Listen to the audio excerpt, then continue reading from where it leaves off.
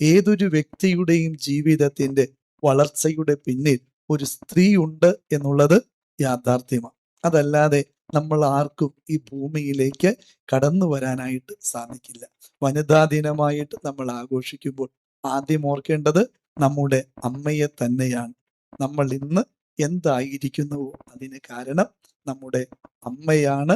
അതിനുശേഷം നമ്മൾ ഈ ലോകത്തെ സ്നേഹിച്ച് തുടങ്ങിയത് തന്നെ. പിന്നീട് നമുക്ക് സഹോദരന്മാരും സഹോദരിമാരും കൂടപ്പിറപ്പുകളും ഈ സൗഹൃദങ്ങളൊക്കെ കിട്ടിയത്. അതുകൊണ്ട് തന്നെ അമ്മയോടും ജീവിതത്തിന്റെ വളർച്ചയുടെ വഴികളിൽ കരുതലുള്ള സ്നേഹത്തോട് ചേർത്ത് പിടിച്ച എല്ലാ സഹോദരിമാരെയും നമുക്ക് ഇന്ന് പ്രാർത്ഥനയോടെ ഓർക്കാം. അവരുടെ ഈ ദിനത്തിന്റെ ആശംസകൾ ഒത്തിരി സന്തോഷത്തോടെ സ്നേഹത്തോടെ നേരുന്നു. മറ്റൊരു പ്രത്യേകത ഈ ദിനത്തിൻ്റെത്, ഇന്ന് കേരള സഭ ലഹരി വിരുദ്ധ ഞായറായിട്ട് കൂടെ ആഘോഷിക്കുകയാണ്. നമ്മുടെ പലരുടെയും കുടുംബങ്ങളുടെ വലിയ തലവേദന, ശാപം ഇന്ന് മദ്യത്തിനും മയക്കുമരുന്നുകൾക്കും അടിമപ്പെട്ടു പോയ വീട്ടിലെ ഒരംഗമായിരിക്കാം. തീർച്ചയായിട്ടും അപ്രകാരം ഒരാൾ മതി ആ കുടുംബം തകർന്നു പോകാൻ, സ്വപ്നങ്ങളൊക്കെ പൊലിഞ്ഞു പോകാനായിട്ട്. അതുകൊണ്ട് നമ്മൾക്ക് അവരെ മീറ്റ് ചെയ്യുമ്പോൾ തീർച്ചയായിട്ടും ഒരു രോഗിയെ പരിഗണിക്കുന്ന രീതിയിൽ അവരെ പരിഗണിക്കാനും സ്നേഹിക്കാനും പെട്ടിരിക്കുന്ന വലിയ വിപത്തിൽ നിന്ന് അവരെ കരകയറ്റാൻ കുടുംബം ഒന്നായി പരിശ്രമിക്കുകയും ചെയ്യേണ്ടതാണ് എന്നുള്ള യാഥാർത്ഥ്യം വിസ്മരിക്കരുത്. പണ്ടത്തെ കാലത്തെ പോലെ അല്ല. ഇന്ന് ഒരു പ്രാവശ്യം ഈ ലഹരി വസ്തുക്കൾ ഉപയോഗിച്ചാൽ തന്നെ അതിൻ്റെ അടിമയായിട്ട് പോകുകയാണ്. പലരും അറിഞ്ഞുകൊണ്ടല്ല, അറിയാതെ പെട്ടുപോവുകയാണ്. ചില സൗഹൃദങ്ങളിലൊക്കെ കൊടുക്കുന്ന മിഠായിയിൽ പോലും, കഴിക്കുന്ന ഐസ്ക്രീമിൽ പോലും ഇപ്രകാരമുള്ള ലഹരികൾ ചേർത്ത് കൊടുത്ത് പലരും അടിമപ്പെട്ടു പോകുന്നു എന്നുള്ള യാഥാർത്ഥ്യവും നമ്മുടെ മുന്നിലുണ്ട്. അതുകൊണ്ട് ആരും അറിഞ്ഞുകൊണ്ട് തീയിലേക്ക് എടുത്തു ചാടില്ല. അതുപോലെ തന്നെയാണ് ഈ ലഹരിയുടെ വിപത്ത് അറിഞ്ഞുകൊണ്ട് ആരും എടുത്ത് ചാടിയിട്ടുള്ളവരല്ല, പലരും പെട്ടുപോയതാ. അതുകൊണ്ട് തന്നെ അവരെ വീണ്ടെടുക്കാൻ ഒറ്റയ്ക്ക് പറ്റില്ല.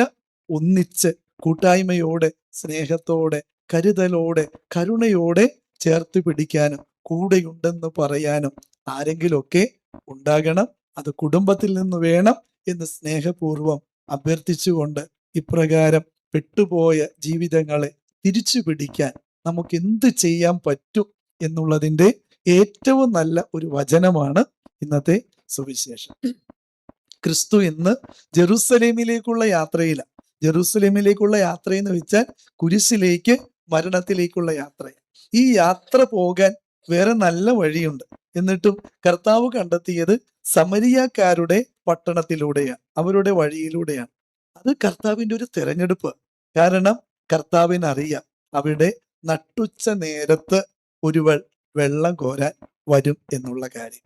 ഇവിടെ സമയം പറയുമ്പോൾ 6 മണിക്കൂറിൽ എന്ന് പറയുമ്പോൾ അത് നട്ടുച്ച നേരമല്ലല്ലോ എന്ന് സ്വാഭാവികമായിട്ട് ചിന്തിക്കാം. യഹൂദരുടെ സമയക്രമം ഇപ്രകാരമാണ്.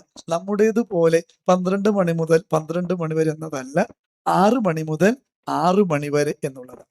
അപ്പോൾ അവർക്ക് അതിരാവിലെ നമ്മളുടെ ഈ പറയുന്ന 1 മണിക്കൂർ എന്ന് പറയുന്നത് നമ്മുടെ സമയം അനുസരിച്ച് 6 മണിക്കൂർ, വെളുപ്പിന് 6 മണിയാണ് യഹൂദരുടെ 1 മണിക്കൂർ എന്നുള്ളത് മനസ്സിലാക്കണം.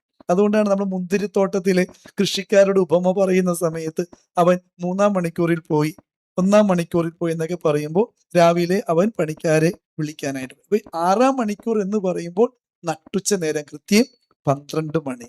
പാലസ്തീനയുടെ പ്രത്യേകത ചുട്ടുപൊള്ളുന്ന നാട്, ഒരാൾ പോലും പുറത്തിറങ്ങാത്ത സമയം.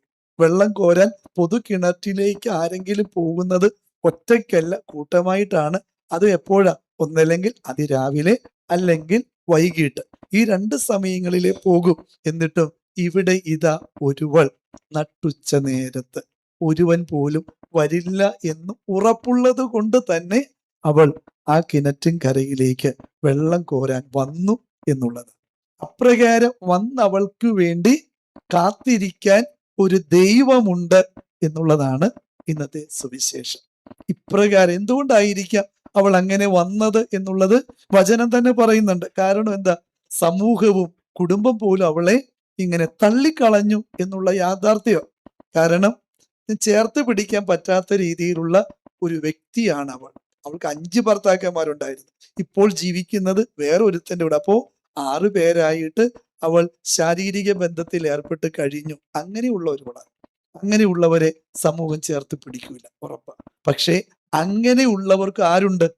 ഒരു ദൈവമുണ്ട് എന്നുള്ളതാ സുവിശേഷം. എന്ന് വെച്ചാൽ ജീവിതത്തിൽ നീ ഇന്ന് എത്രത്തോളം ഇടറിപ്പോയവളാണോ, വീണു പോയവരാണോ, നിങ്ങളെ ആരൊക്കെ തള്ളിക്കളഞ്ഞാലും തിരസ്കരിച്ചാലും തള്ളിക്കളയാതെ മാറ്റി നിർത്താതെ ചേർത്ത് പിടിക്കുന്ന ഒരു ദൈവം നമ്മെയും കാത്തിരിക്കുന്നുണ്ട് എന്നുള്ളതാണ് എൻ്റെ പ്രിയപ്പെട്ടവരെ ഇന്നത്തെ സുവിശേഷം.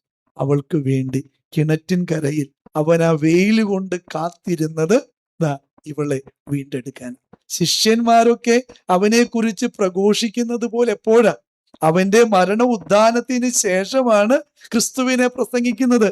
എന്നാൽ ഇവിടെ ഇവളെ കർത്താവ് വീണ്ടെടുത്ത് കഴിഞ്ഞപ്പോൾ അവൾ ആ നിമിഷം മുതൽ ക്രിസ്തുവിന്റെ പ്രഘോഷകയായിട്ട് മാറി എന്നുള്ളതാണ് വചനം നമ്മോട് പറഞ്ഞത്. അവൾ വെള്ളം കോരാൻ വന്നവൾ പിന്നെ വെള്ളം കോരുന്നതിനെ കുറിച്ച് പറയണില്ല. പിന്നെ അവൾക്ക് ഈ ലോകം വച്ച് നീട്ടുന്ന ഒന്നും വേണ്ട. അവൾക്ക് എന്ത് വേണം? ജീവജലത്തിന്റെ വറ്റാത്ത ഉറവയായ ക്രിസ്തുവിനെ കിട്ടിക്കഴിഞ്ഞപ്പോൾ ആ കുടം ആ കിണറ്റൻകരയിൽ വെച്ചിട്ട് അവൾ ഒരു ഗ്രാമത്തെ മുഴുവനും കർത്താവിന്റെ അരികിലേക്ക് കൊണ്ടുവന്നു എന്നുള്ളതാ സുവിശേഷം. ഇത്രത്തോളം ഇടറിപ്പോയ ഒരുവനെ തിരിച്ചു പിടിക്കാൻ കഴിഞ്ഞാൽ പിന്നെ അറ്റം വരെ കൂടെ ഉണ്ടാകും എന്നുള്ളതാ ഗ്യാരണ്ടി. പാപിനിയായ സ്ത്രീയെ നമുക്കറിയാലോ, എല്ലാവരും തിരസ്കരിച്ചവളാ. കർത്താവിന്റെ പാദാന്തികത്തിങ്കൽ ഇരുന്ന് കണ്ണുനീര് കൊണ്ട് പാദം കഴുകി തലമുടി കൊണ്ട് തുടച്ചവൾക്ക് കർത്താവ് കൊടുത്ത ആ ഒരു വലിയ കരുതലുള്ള സ്നേഹം കാരണം പിന്നെ അവൾ ശിഷ്യന്മാര് പോലും അവനെ കുരിശിന്റെ വഴിയിൽ ഇട്ടിട്ട് പോയപ്പോൾ കാൽവരി മല വരെ കൂടെ നടന്ന മഗ്ദലേനയിലെ വിശുദ്ധ മറിയത്തെ പോലെ ഇവിടെ ഒരു സമരിയാക്കാരി അവന് വേണ്ടി ഓടി നടന്ന് ഒരു ഗ്രാമത്തെ മുഴുവനും അവന്റെ അടുക്കിലേക്ക് കൊണ്ടുവന്നു. അവളുടെ ഈ സ്നേഹം കണ്ടിട്ടാകാം കർത്താവ് ജെറൂസലേമിലേക്കുള്ള യാത്ര 2 ദിവസം വൈകിച്ചു. കാരണം എന്താ? ഇവിടെ ഇവൾ കർത്താവിനെ അത്രത്തോളം സ്നേഹിച്ചത് കൊണ്ട്, ഉറപ്പായിട്ടും. അതുകൊണ്ട് എൻ്റെ പ്രിയപ്പെട്ടവരെ, ഇന്നത്തെ ഈ വചനം നമുക്ക് നൽകുന്ന ഉറപ്പ് ഇത് തന്നെയാണ്. നമ്മുടെ ഇന്നിന്റെ അവസ്ഥ എത്രത്തോളം വീഴ്ചയുടെയോ ബലഹീനതയുടെയോ കുറവിൻ്റെതോ ഒക്കെ ആയിക്കൊള്ളട്ടെ, നിന്നെ തള്ളിക്കളയുന്നവനല്ല, നിനക്ക് വേണ്ടി കാത്തിരിക്കുന്ന ഒരു ദൈവം. കാൽവരിയിൽ ഉയർത്തപ്പെട്ട കുരിശിൽ അവസാനം ചങ്ക് നോക്കി കുത്തിയപ്പോഴും ആ ചങ്കിൽ നിന്നും പൊട്ടി ഒഴിച്ചത് എന്താ? അവന്റെ ജീവജലമാ. അതാണ് പരിശുദ്ധ കുർബാന. നമ്മൾ ഇന്നും അത് സ്വീകരിച്ചുകൊണ്ട് ജീവിക്കുമ്പോൾ എൻ്റെ പ്രിയപ്പെട്ടവരെ, അവൻ ജീവജലം നൽകിയത് കയ്യിലുള്ളതെടുത്തിട്ടല്ല, ചങ്ക് തുറന്നിട്ട് തന്നു എന്നുള്ളതാ. ഇതാണ് നമ്മുടെ ദൈവത്തിന്റെ സ്നേഹം.